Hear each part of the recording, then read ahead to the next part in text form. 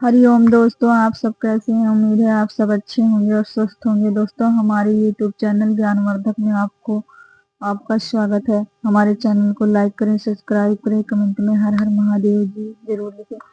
हम आपके लिए छोटी छोटी जानकारियां लेकर आते हैं। हमारे चैनल को सब्सक्राइब करें प्लीज। आज हम आपको बताएंगे विश्वामित्र जी के बारे में। विश्वामित्र जी बहुत पहुंचे हुए संत थे और बहुत ही अपनी भक्ति में आस्था में निपुण थे। महादेव जी के बहुत बड़े भक्त थे। एक बार विश्वामित्र जी तपस्या कर रहे थे और घोर तपस्या कर रहे थे। कभी एक पैर पे खड़े होकर तपस्या कर रहे थे तो कभी उल्टा पेड़ पे लटक के तपस्या कर रहे थे। सब देखकर इंद्र जी घबरा गए। उन्होंने सोचा कि आखिर किस मंशा के कारण विश्वामित्र जी इतनी घोर तपस्या कर रहे हैं। कहीं ऐसा ना हो कि तपस्या से अगर भगवान महादेव जी प्रसन्न हो जाएं तो कहीं उनसे मेरा राज्य स्वर्ग ना मांग ले। इंद्र को अपने स्वर्ग की बहुत चिंता रहती थी। अपने स्वर्ग के लिए वो कुछ भी कर सकते थे। वो स्वर्ग के राजा बने रहना चाहते थे। उन्होंने वायुदेव को भेजा कि जाओ आप बहुत तेज आंधी चलाओ जिससे विश्वामित्र की तपस्या भंग हो जाए।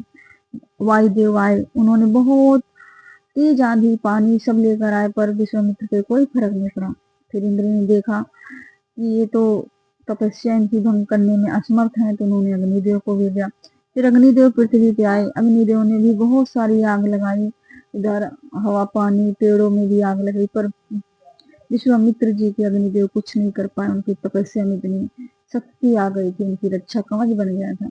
ये देख कर इंद्र बहुत घबरा गए और सोचने लगे अगर विश्वामित्र जी अपनी तपस्या सफल कर लिए तो हो सकता है मेरा राज्य मुझसे छीन ले, तीनों लोगों की अपना विजय प्राप्त कर ले। इस डर की वजह से उन्होंने अपनी पुत्री मेनका को भेजा कि आप जाइए विश्वामित्र की तपस्या भंग करिए।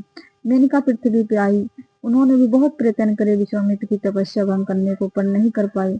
लास्ट में मेनका विश्वामित्र जी पे मोहित होकर उनकी पत्नी के रूप में बन जाती हैं और विश्वामित्र से शादी कर लेती हैं। अपने पिता स्वर्ग का त्याग कर देती हैं, पृथ्वी पे रहने लगती हैं। विश्वामित्र के साथ उनकी संतानें भी होती हैं।